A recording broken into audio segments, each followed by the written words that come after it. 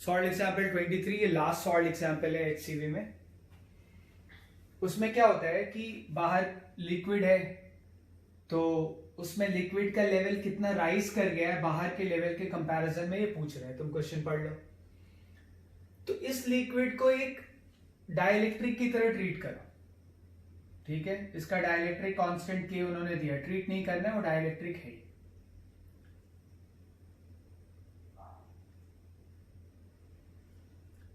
ये एक dielectric slab की तरह हो गया, ये एक डाइलेक्ट्रिक स्लैब की तरह हो गया।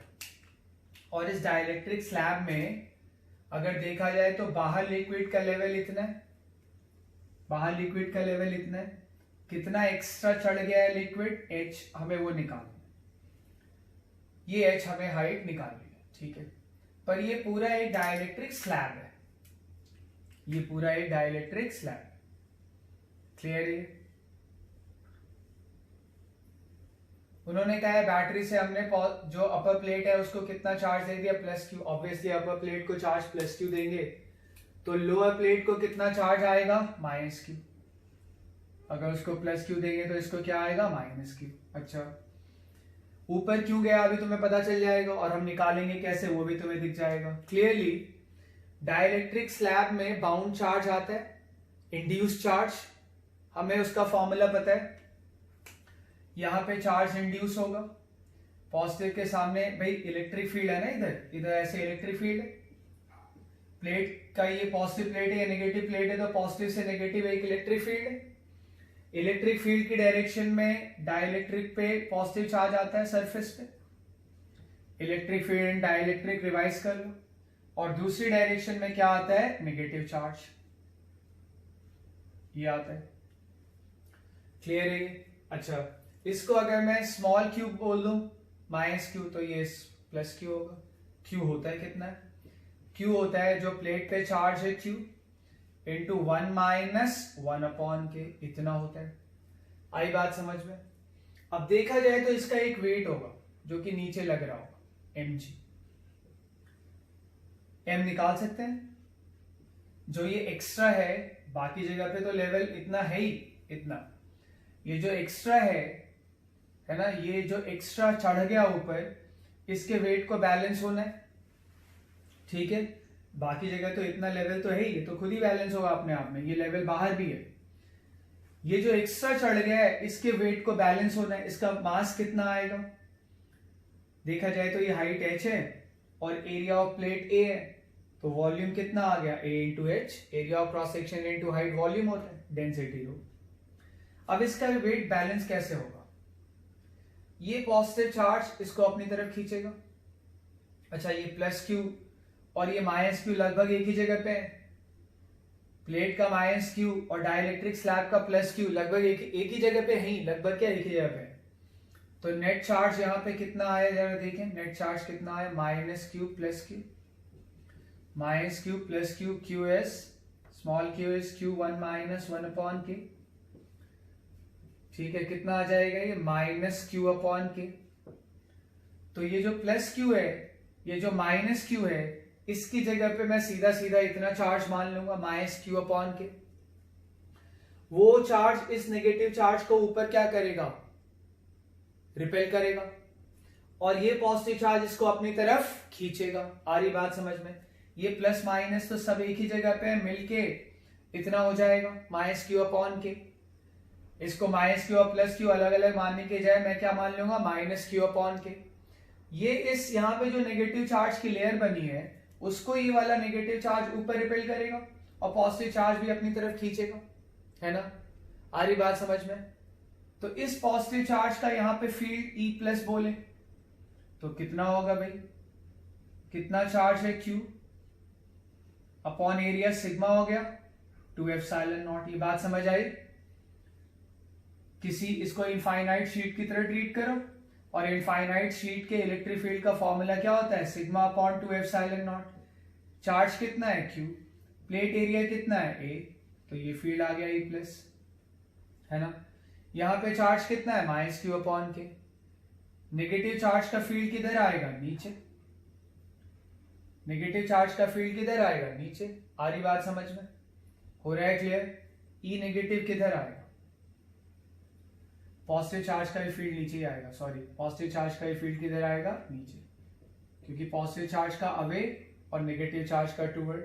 Overall negative charge minus Q upon K, कितना आएगा? सिग्मा। कितना हो जाएगा sigma? Magnitude wise Q upon K divided by area, sigma upon 2 epsilon naught. तो कितना आ गया ये? Q upon K into 2k A epsilon naught. दोनों इलेक्ट्रिक फील्ड सेम डायरेक्शन में है, दोनों इलेक्ट्रिक फील्ड सेम डायरेक्शन में, तो रिजल्टेंट इनको ऐड करके आ जाएगा E plus plus E minus. और ये इलेक्ट्रिक फील्ड आएगा कितना? E प्लस इतना, E माइनस इतना है, तो कितना आ जाएगा? Q अपॉन 2 एप्सिलॉन नॉट तो कॉमन आ ही रहा है, इधर क्या आएगा? 1 प्लस 1 अपॉन के। ये इलेक्ट्रिक फील्ड आ गया। ये इलेक्ट्रिक फील्ड नीचे है तो नेगेटिव चार्ज पे फोर्स ऊपर लगेगा। कितना फोर्स लगेगा भाई? इलेक्ट्रिक फील्ड यूनिफॉर्म है तो सीधा सीधा जो नेगेटिव चार्ज है माइनस क्यू, मैग्नीट्यूड लिख रहे हैं, क्यू इंटू ई हो जाएगा। क्यू का मैग्नीट्यूड है कितना? क्यू 1 माइनस 1 अपॉन के। इलेक्ट्रिक फील्ड तो ये है ही, आ रही बात समझ में? और ये वाला फोर्स इसके वेट को क्या कर लेगा? Balance. F equal to mg कर देंगे, यहां से हमारे पास आ जाएगा h की वैल्यू। ठीक है, तो ये लास्ट शॉर्ट एग्जांपल था HCV का। ठीक है, अब हम लोग कैपेसिटर में लास्ट थ्योरेटिकल टॉपिक पढ़ लें, RC circuit, that is charging of capacitor with resistance in series. ठीक है, इस तरह से डायग्राम, इसका सर्किट डायग्राम होगा। एक रेजिस्टेंस आया हमारे पास, ठीक है, कैपेसिटर उसके साथ सीरीज में जुड़ा है, रेजिस्टेंस R, कैपेसिटेंस C, और हम इनको बैटरी से चार्ज करेंगे। ठीक है, क्योंकि यहां पे रेजिस्टेंस है इसलिए इनफाइनाइट करंट फ्लो नहीं होगा। Let at t equal to 0, let initially the capacitor was uncharged. Initially the capacitor was uncharged.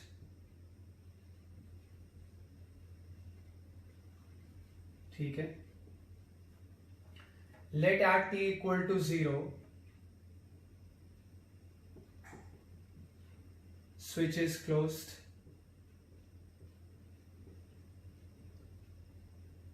Switch को हमने क्लोज किया।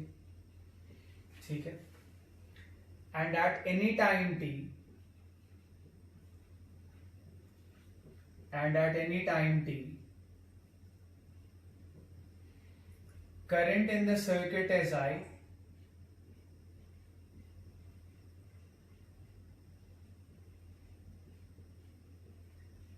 and charge on capacitor is Q.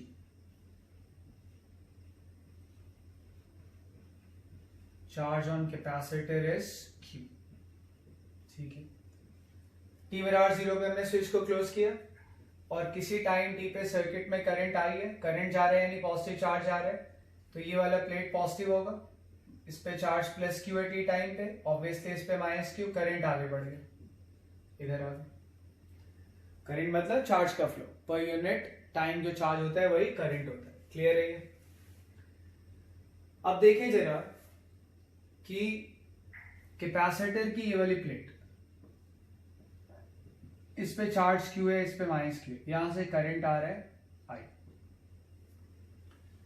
Current I आ रहा है मतलब एक तरह से देखा जाए तो आई क्या होता है? Charge upon time, rate of flow of charge.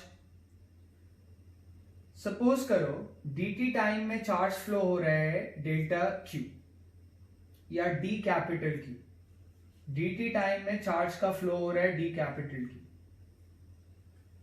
तो यूनिट टाइम में कितना चार्ज फ्लो होगा? dq अपॉन dt, इतना फ्लो होगा। आ रही बात समझ में?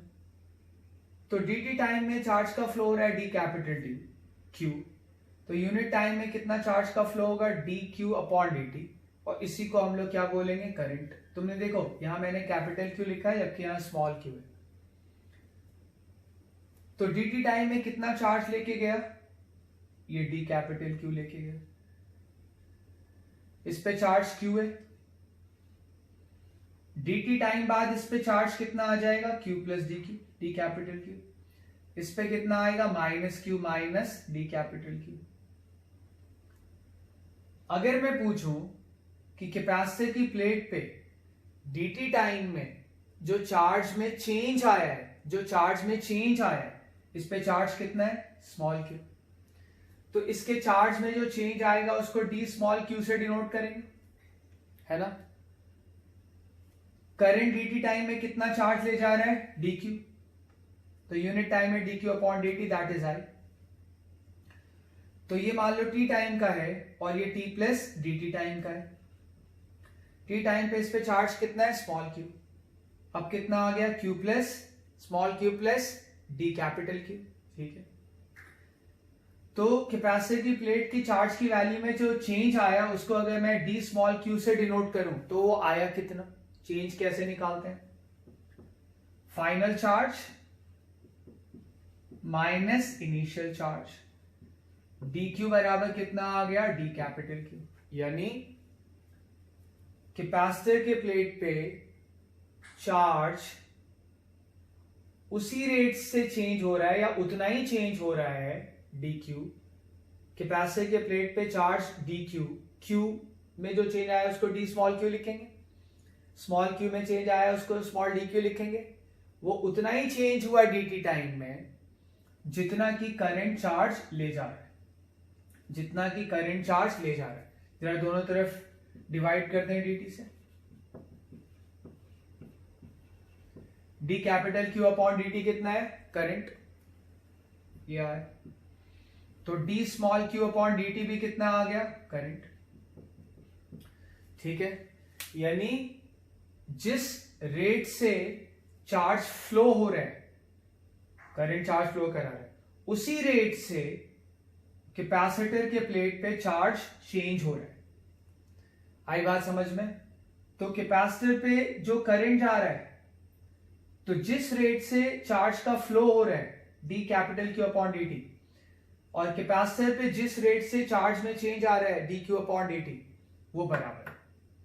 यानी rate of change in charge is equal to rate of flow in charge. यानी अगर कैपेसिटर पे चार्ज स्मॉल q है तो मैं करंट को d capital q upon dt लिखने की बजाय सीधा d small q upon dt लिख सकता हूं। आई बात समझ में। कैपेसिटर पे कितना करंट जा रहा है, I। तो भाई जितना करंट कैपेसिटर ले जाएगा dt टाइम में, जितना करंट चार्ज ले जाएगा dt टाइम में, कैपेसिटर पे उतना ही चार्ज में तो चेंज आएगा। यानी rate of change of charge on capacitor plate, rate of change of charge on capacitor plate is equal to rate of flow of charge which is I।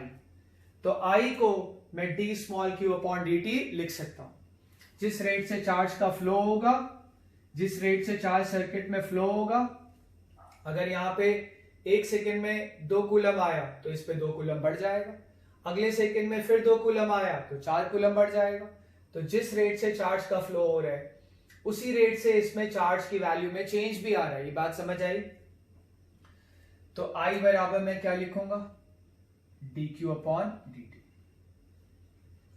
ये है दरअसल rate of flow of charge और वो है rate of change in charge on capacitor plate, और जो कि क्या था, सेम। तो I बराबर आ गया dq अपॉन dt, ठीक है। तो किसी टाइम t पे सर्किट में करंट है I और कैपेसिटर पे है चार्ज q। यही करंट कैपेसिटर पे जा रहा है, तो जो करंट कैपेसिटर पे जा रहा है वो बराबर होगा rate of change of charge के। जो करंट कैपेसिटर पे जा रहा है वो बराबर होगा rate of change of charge on capacitor के, I बराबर dq अपॉन dt के, ठीक है। वोल्टेज इसका हम EMF V मान लें जिस बैटरी से हम इसको चार्ज कर रहे हैं। ये रेजिस्टेंस है, रेजिस्टेंस में जिस एंड पे करंट एंटर करता है वो प्लस होता है, दूसरा वाला एंड माइनस होता है, हमेशा ये बताया है तुम्हें। रेजिस्टेंस पे जिस एंड पे करंट एंटर करेगा वो प्लस होगा, दूसरा वाला क्या होगा, माइनस, ठीक है। अब 2 पॉइंट ले लें A एंड B। ऊपर वाले पाथ से ड्रॉप निकाले, क्या आएगा? इधर से इधर जा रहे हो तो प्लस से इधर से जा रहे हो ना, तो प्लस से माइनस ड्रॉप आए, प्लस से माइनस यानी हाई से लो गए यानी ड्रॉप आए। तो रेजिस्टेंस में कितना ड्रॉप आता है? IR। केवीएल लगा रहे, फिर इधर आगे फिर कैपेसिटर को क्रॉस करेंगे तो प्लस से माइनस जा रहे हैं, कैपेसिटर को क्रॉस करेंगे प्लस से माइनस जा रहे हैं, तो ड्रॉप क्या आता है? Charge on positive plate divided by capacitance. आगे बी पे अब इस पाथ से जाओ, कितना ड्रॉप आया? High terminal to lower terminal यानी high potential to lower, battery के ईएमएफ के बराबर का ड्रॉप आया। इस वाले पाथ से ड्रॉप V आया, इस वाले पाथ से ड्रॉप ये आया था, ड्रॉप हर पाथ से बराबर आएगा, हमने बराबर कर दिया। IR plus Q upon C is equal to V, और I है क्या? dQ upon dt plus Q upon C is equal to V। आई बात समझ में? R और डिवाइड कर देते हैं, R और डिवाइड कर देते हैं, या चलो ऐसे ही रहने दें। ये डिफरेंशियल इक्वेशन आ गया, differential equation of charging of capacitor का। जिसमें जिस इक्वेशन में डिफरेंशिएशन का टर्म हो उसको हम डिफरेंशियल इक्वेशन बोलते हैं, जो कि हम मैथ्स में पढ़ेंगे अभी। dQ upon dt plus Q upon RC is equal to V upon R। ठीक है, इस RC को मैं टाउ बोल देता हूं, इस RC को क्या बोल देता हूं? टाउ। ठीक है, ये बाद में रख लेंगे। Q वाला टर्म उधर ले जाएं, सारा डिफरेंशियल टर्म इधर रखें, उधर जाएगा, एलसीएम क्या आएगा? RC, और क्या आएगा? CV माइनस Q, चेक कर लो यही आएगा। Q वाला टर्म इधर ले जाएं, T वाला टर्म उधर ले जाएं, तो dQ upon CV minus Q is equal to dt upon RC। ठीक है, और अब दोनों साइड इंटीग्रेट करें। t इज इक्वल टू 0 पे चार्ज कितना था कैपेसिटर पे? 0, अनचार्ज था इनिशियली। t टाइम पे कैपेसिटर पे कितना चार्ज आ गया? q। हमने माना है t टाइम पे q चार्ज आ गया। अब इसका इंटीग्रेशन करें, तुम इसको इससे रिलेट करो, q को थोड़ी देर के लिए x बोल दो तो dx हो गया, CV तो एक कांस्टेंट की तरह b हो गया, माइनस x, कुछ ऐसा आया ना। और इसका इंटीग्रेशन क्या होगा? तुम समझते हो, इसका इंटीग्रेशन होगा ln b minus x upon minus 1। ठीक है, और अब तुम इसका इंटीग्रेशन कर सकते हो, q वेरिएबल है इसमें, और अगर इसमें q वेरिएबल है तो इसका इंटीग्रेशन क्या आएगा? ln CV minus q upon में माइनस 1, पर वो माइनस मैंने बाहर ही लिख लिया, अपॉन वाला माइनस 1, 0 टू q लिख सकते हैं ना बाहर भाई, अपॉन में माइनस 1 ऐसे लिखो, इससे अच्छा बाहर यहां लिख लो, इज इक्वल टू, इसका इंटीग्रेशन तो बहुत आसान है, डायरेक्टली लिख लें t अपॉन RC। उस माइनस साइन को हम इधर भेज देंगे, इधर लिमिट्स लगाएं, तो ln CV माइनस q। ठीक है, पहले q की जगह पे q रखा, और अब q की जगह पे 0 रखेंगे, ln CV is equal to minus t upon RC। तो क्या आया? ln CV minus q upon CV is equal to minus t upon RC। Anti log लें, CV minus q upon CV is equal to e raise power minus t upon RC। ठीक है, CV minus q is equal to CV into e raise power minus t upon RC। CV का term इधर लाएंगे, Q क्या आ गया? CV 1 minus e raise power minus t upon RC, ये आ गया टर्म, ये चार्ज आ गया। This is charge at the time t on the capacitor. आ रही बात समझ में? हो रहा है पॉइंट क्लियर? चार्ज का ये टर्म आ गया, करंट निकाल सकते हैं हम। करंट कैसे निकालेंगे? करंट होता है dq अपॉन dt। करंट क्या है? dq upon dt। इक्वेशन 1 तुम देखो, current is dq upon dt। तो करंट निकाल ले, I is equal to D Q upon D T. पहले D Q upon D T निकाल लेते हैं, यहां निकालें D Q upon D T, क्या आएगा, CV कांस्टेंट है, 1 का डिफरेंशियल 0, इसका तुम्हें पता है अच्छे से, e की power minus T upon R C का e की power minus T upon R C, फिर minus T upon R C का क्या आ जाएगा, माइनस 1 अपॉन आर सी, तो D Q upon D T कितना आया, CV minus minus plus 1 upon R C, E raise power minus T upon R C, ये आया, देख लो जरा, ये आ रही है वैल्यू किसकी, D Q upon D T की। ठीक है, देखें जरा, D Q upon D T क्या आ रहा है, D Q upon D T आ रहा है, सी से सी कैंसिल होगा, V upon R, E raise power minus T upon R C, ये आ गया D Q upon D T. Clearly E positive होता है, उसके ऊपर कोई भी पावर लगा दो, नेगेटिव चाहे पॉजिटिव, वो हमेशा ही पॉजिटिव आएगा, और वी अपॉन आर तो है ही पॉजिटिव, यानी D Q upon D T क्या आया, positive. D Q upon D T current था, आना भी था पॉजिटिव, क्लियर है ये, D Q upon D T क्या आया, पॉजिटिव। और D Q upon D T positive मतलब Q increases with time, Q increases with time, as time increases Q increases। जब भी डिफरेंशियल पॉजिटिव है, D Q upon D T positive होने का मतलब क्या है, देखो D Q upon D T numerator upon denominator, सोचो numerator upon denominator, D T क्या है, change in time, change in time हमेशा पॉजिटिव।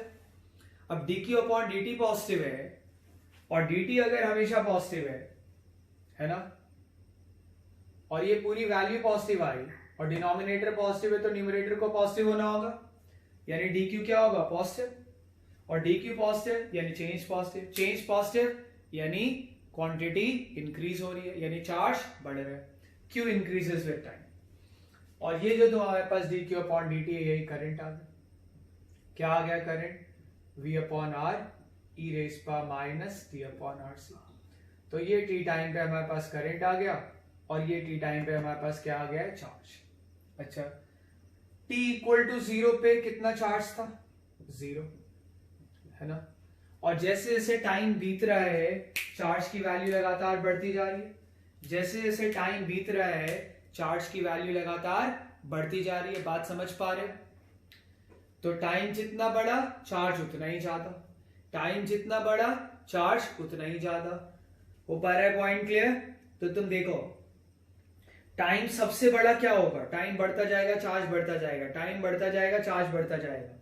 तो सबसे ज्यादा चार्ज कब आएगा, जब टाइम सबसे ज्यादा हो जाए, और टाइम सबसे ज्यादा यानी टाइम इंफिनिटी हो जाए, तो चार्ज मैक्सिमम हो जाएगा। क्यू नॉट मतलब मैक्स चार्ज, कैपेसिटर पे जितना चार्ज आना है आ जाएगा, मैक्सिमम चार्ज। ठीक है, टाइम इंफिनिटी रखेंगे, ई की पावर माइनस इंफिनिटी हो जाएगा, ई की पावर माइनस इंफिनिटी मतलब 0, तो ये टर्म 0 हो गया, 1 माइनस 0 इज 1, CV, यानी मैक्सिमम चार्ज क्या आ गया, Q not is equal to CV। ठीक है, Q not is equal to CV, ये मैक्सिमम चार्ज आएगा किस पे, कैपेसिटर पे। आ रही बात समझ में, हो रहा है पॉइंट क्लियर। अच्छा, अब जब कैपेसिटर पे मैक्सिमम चार्ज आ गया, उस वक्त जरा हम कैपेसिटर का पोटेंशियल देखें, पोटेंशियल ऑफ कैपेसिटर,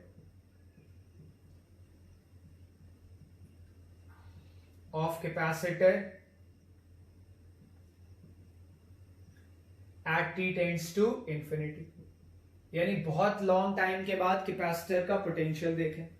बहुत लॉन्ग टाइम के बाद हमें कैपेसिटर पे चार्ज पता चल गया, बहुत लॉन्ग टाइम के बाद अगर हमें कैपेसिटर पे चार्ज पता है, तो हम कैपेसिटर का पोटेंशियल भी निकाल लेंगे। क्या आएगा कैपेसिटर का पोटेंशियल, VC बराबर, कैपेसिटर के पोटेंशियल का फॉर्मूला होता है charge upon capacitance, charge upon capacitance of t tends to infinity पे चार्ज कितना है, CV अपॉन कैपेसिटेंस करोगे तो क्या आ जाएगा, V, यानी after a very long time, है ना, जब कैपेसिटर पे मैक्सिमम चार्ज आ गया, मैक्सिमम मतलब जितना चार्ज आना था आ गया, तो कैपेसिटर का पोटेंशियल V हो गया, और V दरअसल है क्या, V है चार्जिंग बैटरी का पोटेंशियल। V क्या है, चार्जिंग बैटरी का पोटेंशियल। बात समझ पा रहे हो? तो आफ्टर अ लॉन्ग टाइम, है ना, जब कैपेसिटर पे जितना चार्ज आना था आ गया, जितना चार्ज आना था आ गया, मतलब कैपेसिटर फुल्ली चार्ज हो गया। जब कैपेसिटर फुल्ली चार्ज हो गया तो कैपेसिटर पे चार्ज कितना आया, CV, Q0 बराबर CV। ये कैपेसिटर पे आने वाला मैक्सिमम चार्ज है। यानी after a long time capacitor को जितना चार्ज मिलना था मिल गया, यानी कैपेसिटर फुल्ली चार्ज हो गया उस बैटरी से, जितना वो बैटरी उसको चार्ज कर सकती थी। क्लियर है ये?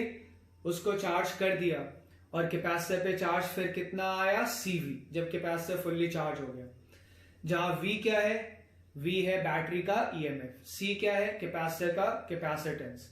यानी जब कैपेसिटर फुल्ली चार्ज हो गया, इस सीरीज RC सर्किट में, सीरीज RC सर्किट है ना ये, R और C सीरीज में, तो कैपेसिटर सीरीज RC सर्किट में अगर हम V वोल्ट की बैटरी से चार्ज करते हैं कैपेसिटर को, तो कैपेसिटर पे जब कैपेसिटर फुल चार्ज हो जाता है तो कैपेसिटर पे चार्ज आता कितना है, CV, where C is capacitance of the capacitor and V is EMF of the battery।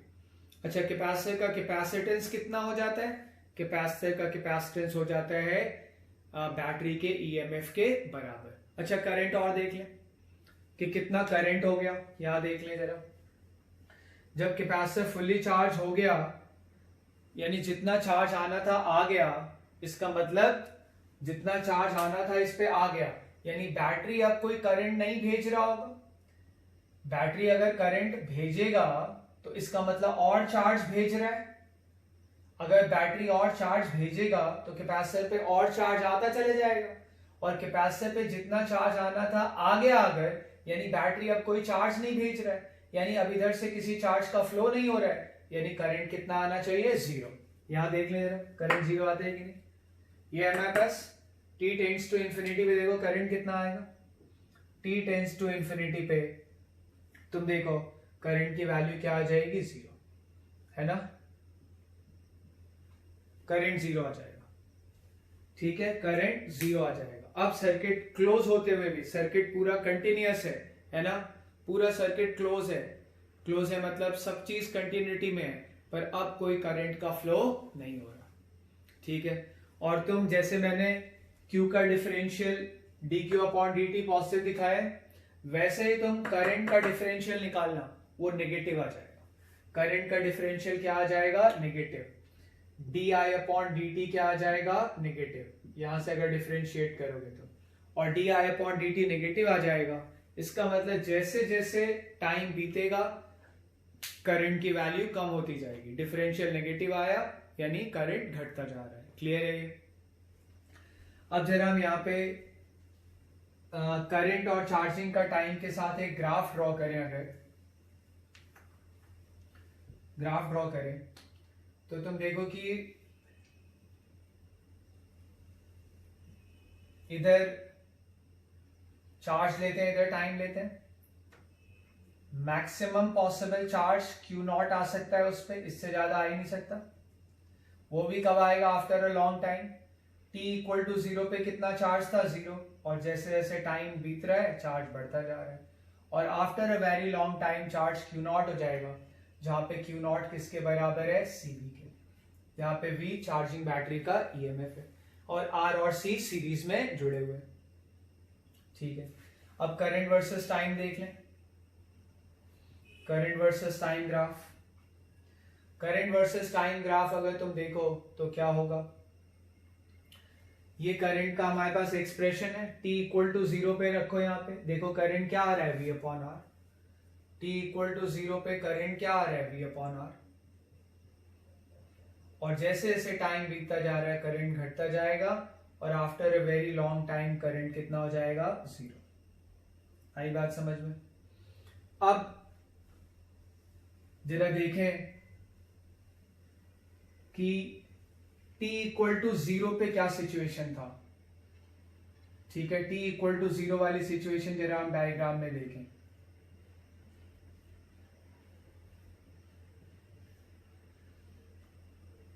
ये v है। t इक्वल टू 0 पे इस पे कोई चार्ज नहीं था, है ना। सर्किट में करंट I मानते हैं, जरा निकालें t इक्वल टू 0 पे करंट का हमारा एक्सप्रेशन क्या कह रहा है। t इक्वल टू 0 पे कितना करंट है, t इक्वल टू 0 रखो, करंट क्या आ रहा है v अपॉन r। जरा यहां से देखिए, t इक्वल टू 0 पे कैपेसिटर पे चार्ज 0 था, ये रेजिस्टेंस है। रेजिस्टेंस में करंट जिस एंड पे एंटर करेगा वो प्लस होगा, दूसरा माइनस होगा। करंट चार्ज ले जाएगा, पर t इक्वल टू 0 पे तुरंत तो कोई चार्ज गया नहीं कैपेसिटर पे। t इक्वल टू 0 का एक डायग्राम देखो, क्लियर है। कैपेसिटर पे चार्ज 0 है, यानी कैपेसिटर के दोनों प्लेट का के बीच का पोटेंशियल डिफरेंस 0 है। और मैंने तुम्हें एक बार बताया था, अगर दोनों एंड का पोटेंशियल डिफरेंस, दोनों प्लेट का पोटेंशियल डिफरेंस अगर 0 है, यानी दोनों प्लेट सेम पोटेंशियल पे, डिफरेंस 0 यानी सेम, तो हम कहेंगे कैपेसिटर शॉर्टेड है। ऐसे शॉर्ट किया था एक क्वेश्चन में, याद होगा। Capacitor is behaving as if it is shorted. t equal to 0 पे कैपेसिटर पे चार्ज 0 है, t इक्वल टू 0 पे कैपेसिटर का पोटेंशियल डिफरेंस 0 आएगा प्लेट्स का, और पोटेंशियल डिफरेंस 0 यानी दोनों प्लेट सेम पे। अच्छा, जब हम ऐसे जोड़ देते हैं तो बेसिकली करते क्या है, ये वाला पॉइंट तो ये वाला पॉइंट A, इसी को तो शॉर्ट करना कहते हैं, यानी दोनों पॉइंट सेम हो गए, यानी दोनों प्लेट का पोटेंशियल क्या हो गया, सेम हो गया। तो यहां पे भले ये शॉर्टेड नहीं हो, पर दोनों प्लेट का पोटेंशियल सेम है, तभी तो पोटेंशियल डिफरेंस 0 आएगा। यानी हम कहते हैं कैपेसिटर कैसे बिहेव कर रहा है, लाइक इट इज शॉर्टेड। ठीक है, देखें जरा करंट क्या आता है। उस एक्सप्रेशन से t इक्वल टू 0 पे करंट v अपॉन आ रहा है, पर यहां से देखें, ये वाला पॉइंट A बोल दो, ये वाला पॉइंट B बोल दो, ऊपर से ड्रॉप निकालो। इसमें ड्रॉप क्या आया, IR। इसमें कोई ड्रॉप नहीं आएगा, A से B आ गए। इसमें चलो, इसमें ड्रॉप क्या आया, V बराबर किया, क्या आया, करंट v अपॉन r। आई बात समझ में। यानी रेजिस्टेंस का drop I into R battery की EMF के बराबर है, यानी बैटरी का सारा ड्रॉप अक्रॉस द रेजिस्टेंस होता है at t equal to 0। Capacitor is like it is shorted. अब t टेंड्स टू इंफिनिटी पे देखें, t टेंड्स टू इंफिनिटी पे अगर देखोगे तो क्या हो रहा है, देखें जरा। t टेंड्स टू इंफिनिटी पे इस पे चार्ज कितना आया है, Q0, इस पे कितना आएगा, माइनस Q0। मान लेते हैं कुछ करंट है अपनी साइड से, जबरदस्ती, हमें पता है इंफिनिटी पे करंट 0 हो जाएगा, ये प्लस ये माइनस। रेजिस्टेंस में करंट जिस एंड पे एंटर करता है वो प्लस होता है, दूसरा वाला एंड माइनस होता है। ठीक है, ए से बी फिर से जरा हम किरचॉफ लॉ लगाएं, ऊपर से चले। इसमें ड्रॉप रेजिस्टेंस में क्या आया, IR। कैपेसिटर में क्या आया, Q0 अपॉन C। और नीचे बैटरी के थ्रू ए से बी ड्रॉप क्या आएगा, V IR। V minus Q0 upon C। दरअसल Q0 अपॉन C किसका ड्रॉप है, कैपेसिटर का। इसको अगर देखें ध्यान से यहां पे, तो आ क्या रहा है, Q0 अपॉन C होगा कितना, Q0 अपॉन C, ये Q0 लिखा है, Q0 अपॉन C आएगा कितना, V। IR बराबर कितना आ गया, 0। यानी रेजिस्टेंस का ड्रॉप IR होता है, रेजिस्टेंस का ड्रॉप 0 हो गया। क्यों हो गया 0, बैटरी का सारा ड्रॉप किसमें है, इन कैपेसिटर। कैपेसिटर पे चार्ज Q0 है, तो इसका ड्रॉप कितना आएगा, Q0 अपॉन C, और Q0 अपॉन C बराबर V। क्लियर है ये, आ रही बात समझ में। तो करंट कितना आ गया, 0। तो इनफाइनाइट टाइम में करंट कितना हो जाता है, 0। तो तुम देखो कि t टेंड्स टू इंफिनिटी पे सर्किट क्लोज है, लेकिन कोई करंट फ्लो नहीं हो रहा, है ना। अगर कोई सर्किट ओपन होता है, अगर कोई सर्किट ओपन होता है तो उसमें भी करंट का फ्लो नहीं होता है। बैटरी लगी है पर करंट का फ्लो नहीं होगा क्योंकि सर्किट ओपन है।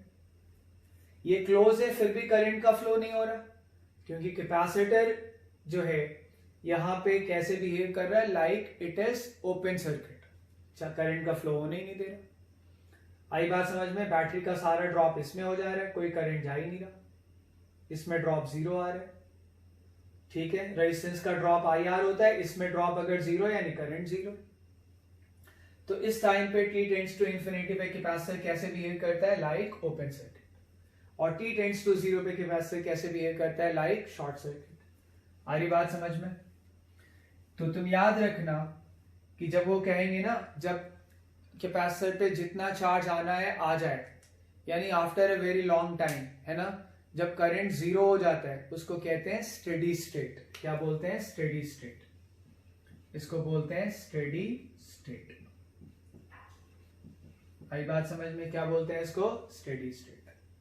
ठीक है, तो अब यहां पे मैं फाइनली लिख देता हूं, Q बराबर क्या आया था, CV 1 minus E raise power minus T upon R C. इसको ऐसे लिख दूं, Q बराबर Q naught, because Q not is CV 1 minus E raise power minus T upon R C. ये what is Q naught? Q not is maximum charge on capacitor. What is Q naught? Q not is steady state charge on capacitor. What is steady state charge? Steady state charge मतलब when capacitor behaves like open circuit. When capacitor behaves like open circuit का मतलब there should be no current through the capacitor. Capacitor वाली branch में कोई current नहीं जाना चाहिए, capacitor वाली ब्रांच में कोई करंट नहीं जाना चाहिए। स्टेडी स्टेट में कैपेसिटर वाली ब्रांच में कोई करंट नहीं जाएगा। स्टेडी स्टेट में कैपेसिटर वाली ब्रांच में करंट कितना होगा, जीरो। ये स्टेटमेंट मैं बार बार बोल रहा हूं क्योंकि ये बहुत इंपॉर्टेंट है। In steady state the current in the branch of capacitor, there should be no current through capacitor.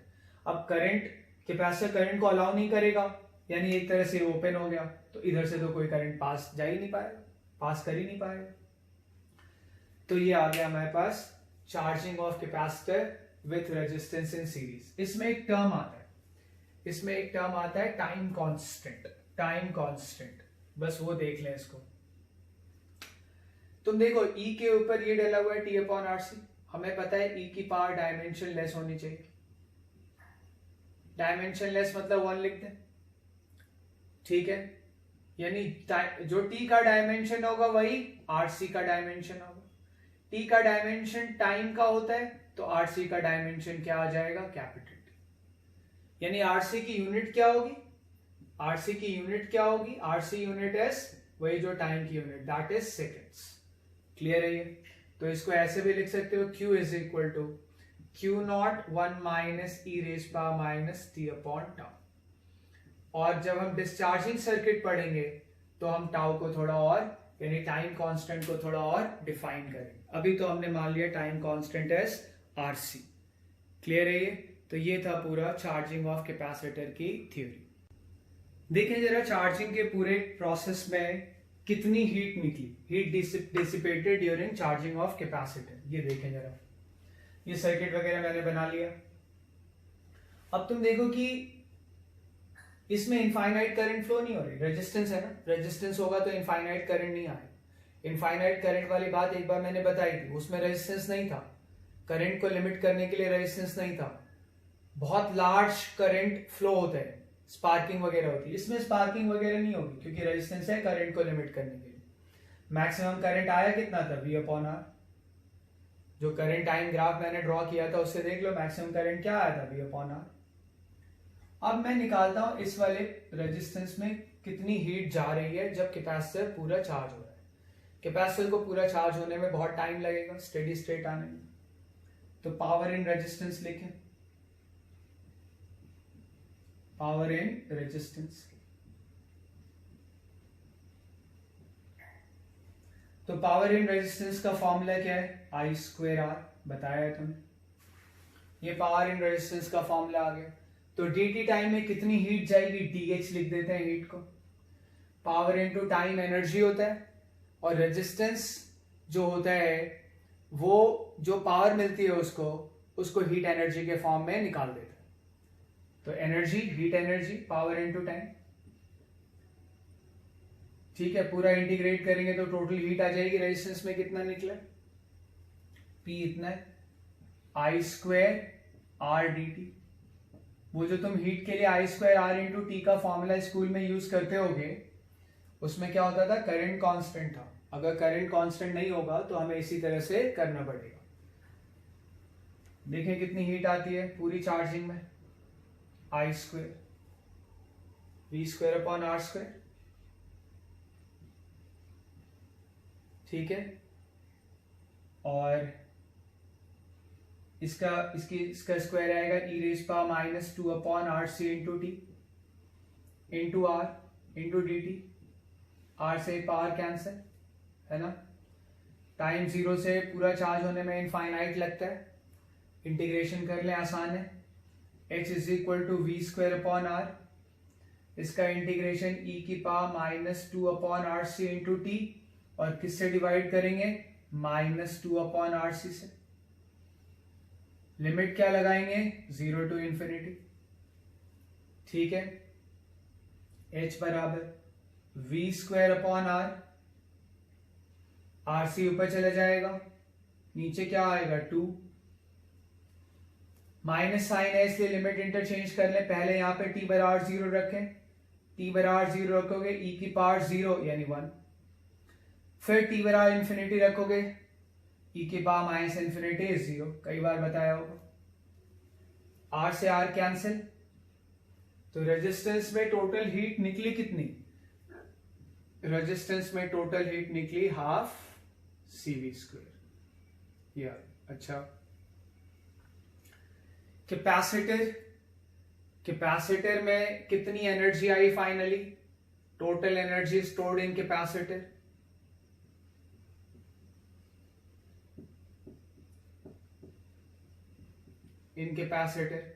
Capacitor में टोटल एनर्जी कितनी स्टोर हुई।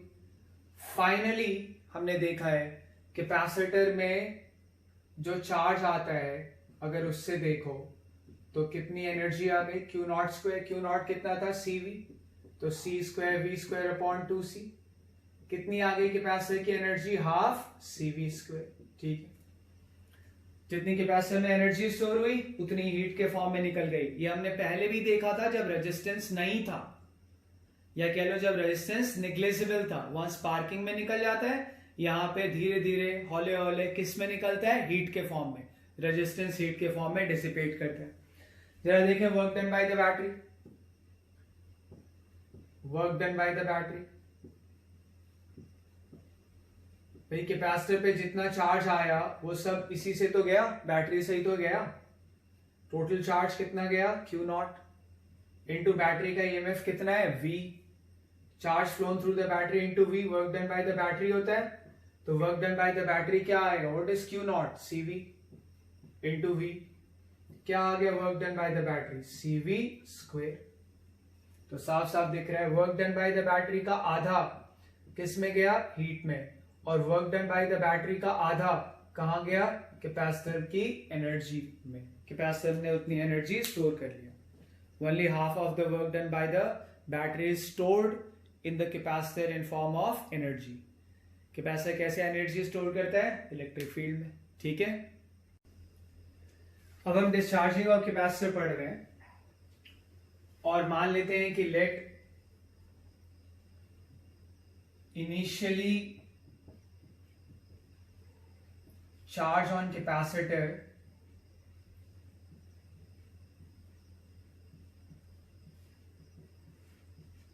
was या is, जो भी बोलना चाहो, Q not.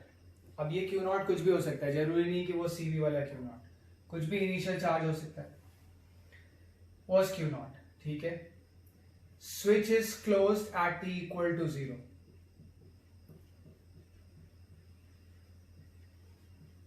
switch is closed at t equal to 0। आ रही बात समझ में। and the current and at the time t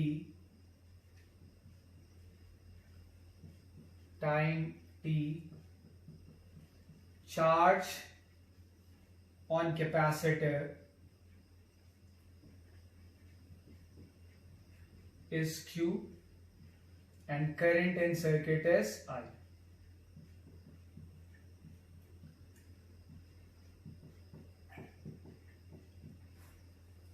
तो इस पे प्लस क्यू मान लें, इस पे माइनस क्यू मान लें, ठीक है। इधर से चार्ज निकलेगा, करंट फ्लो होगा, ये करंट रेजिस्टेंस में एंटर करेगा, जिस एंड पे एंटर करेगा प्लस, दूसरा वाला एंड माइनस। आ रही बात समझ में? फिर वो करंट ऐसे होता हुआ कैपेसिटर में वापस चला जाएगा। क्लियर है ये? अब जब रेजिस्टेंस में जाता है तो रेजिस्टेंस में एक थर्मल पावर आती है, हीट निकलती है, एनर्जी निकलती है। आई बात समझ में? अब ये रेजिस्टेंस में जो एनर्जी निकल रही है वो कहां से रही है? वो आ रही है कैपेसिटर की एनर्जी से। यानी कैपेसिटर की एनर्जी रेजिस्टेंस में हीट के फॉर्म में डिसिपेट हो रही है, तो धीरे धीरे कैपेसिटर की एनर्जी कम होगी। कैपेसिटर की एनर्जी क्या होती है? Q²/2C। एनर्जी कम हो रही है तो C पे तो कोई फर्क नहीं पड़ रहा है ना, Q कम हो रहा है। ये धीरे धीरे अब डिस्चार्ज हो रहा है। पहले क्या हो रहा था? बैटरी था। पहले बैटरी देता था रेजिस्टेंस को जो हीट के लिए थर्मल पावर चाहिए होती थी। अब बैटरी नहीं है तो रेजिस्टेंस में जो थर्मल पावर निकल रही है वो एनर्जी कहां से आ रही है? कैपेसिटर से। कैपेसिटर की एनर्जी कम हो रही है, वो एनर्जी इसमें हीट के फॉर्म में निकल रही है, उसका चार्ज कम हो रहा है। तो यहां से क्या करंट निकल गया? करंट निकल गया यानी पॉजिटिव चार्ज निकल गया। पॉजिटिव चार्ज निकल गया यानी चार्ज कम हो रहा है। तो यहां पे मैं I बराबर dQ/dt नहीं लिखूंगा, क्योंकि dQ/dt तो नेगेटिव है। dQ/dt क्यों नेगेटिव है? चार्ज कम हो रहा है। आई बात समझ में? तो dQ/dt नेगेटिव है क्योंकि भाई चार्ज कम हो रहा है, यानी चेंज नेगेटिव है। अब dQ नेगेटिव है तो dQ/dt भी तो नेगेटिव आएगा, क्योंकि dt तो हमेशा पॉजिटिव होता है, जबकि करंट तो पॉजिटिव होता है। करंट तो पॉजिटिव क्वांटिटी लेते हैं, भाई करंट तो इधर ही जाएगा। अगर करंट की डायरेक्शन हमने सही लिया है तो करंट पॉजिटिव होगा। क्या लगा दें यहाँ पे? माइनस लगा के वो क्या हो गया? पॉजिटिव। dQ/dt नेगेटिव है, माइनस साइन लगा के क्या हो गया? वो पॉजिटिव। अब ये एक इक्वेशन बन गई हमारे पास। अब किरचॉफ्स लॉ लगा ले, 2 पॉइंट मार्क कर ले कहीं पे भी। सपोज करो एक मैंने ये मार्क किया A और यहां मार्क किया B। इस पाथ से जाए तो नेगेटिव से पॉजिटिव जा रहे हैं, नेगेटिव से पॉजिटिव जा रहे हैं तो क्या आएगा? राइज आएगा, और राइज हम नेगेटिव लिखते हैं, -IR। फिर इसको क्रॉस करेंगे तो ये पॉजिटिव प्लेट है, नेगेटिव प्लेट है, इसमें ड्रॉप आएगा। ड्रॉप क्या लिखते हैं? Charge on positive plate upon capacitance. आगे भी थे एक पाथ से ड्रॉप इतना है। अब दूसरे पाथ से आओ, इसमें तो कोई ड्रॉप आया नहीं। इनफैक्ट ये पॉइंट ए है तो ये वाला भी पॉइंट बेसिकली ए है, तो इसमें कोई है ही नहीं सर्किट एलिमेंट, तो इस पाथ में कोई ड्रॉप नहीं आया। दोनों पाथ से ड्रॉप सेम आना चाहिए। इस पाथ का ड्रॉप और इस पाथ का ड्रॉप हमने बराबर कर दिया। क्या आ गया? -R। What is I is minus dQ/dt। Q/C को इधर ले जाएंगे तो -Q/C हो जाएगा, तो माइनस एक बचा रह जाएगा, -R dQ/dt is equal to Q/C। फिर से Q वाला टर्म एक तरफ ले आए तो dQ/Q is equal to -dt/RC। Integrate कर लें आसानी से। t = 0 पे कितना चार्ज था? Q0 मान लो। और किसी टाइम t पे हमने कितना चार्ज माना है इस पे? Q। इसका इंटीग्रेशन तुम कर ही सकते हो, इसका इंटीग्रेशन तुम आसानी से कर लोगे। ये ln Q/Q0 आ जाएगा। ये क्या आएगा? -t/RC। Q/Q0 is equal to e⁻−t/RC। Q बराबर क्या आया? Q0 into e⁻−t/RC। तो ये किसी टाइम t पे कैपेसिटर पे चार्ज आ गया, है ना। अगर तुम यहां से देखो तो Q बराबर Q0 e⁻−t/τ लिख सकते हैं। तो टाउ क्या होता है देखना, टाउ मतलब टाइम कांस्टेंट है, उसकी यूनिट टाइम की है। तो अगर एक टाइम कांस्टेंट के बाद जैसे t = 0 से t = हम एक टाइम कांस्टेंट का ड्यूरेशन लें तो चार्ज क्या आ जाता है? Q0 यानी t = 0 पे जो चार्ज था वो कितना था? Q0। ये क्या आ जाएगा? e⁻⁻⁻1। Q बराबर Q नॉट अपॉन E आ गया, है ना। तो एक टाइम कांस्टेंट के बाद जो चार्ज होता है वो इनिशियल चार्ज का कितना हो जाता है, 1 अपॉन E टाइम्स। क्लियर है ये। करंट भी हम निकाल सकते हैं, आ रही बात समझ में। करंट हम निकाल सकते हैं।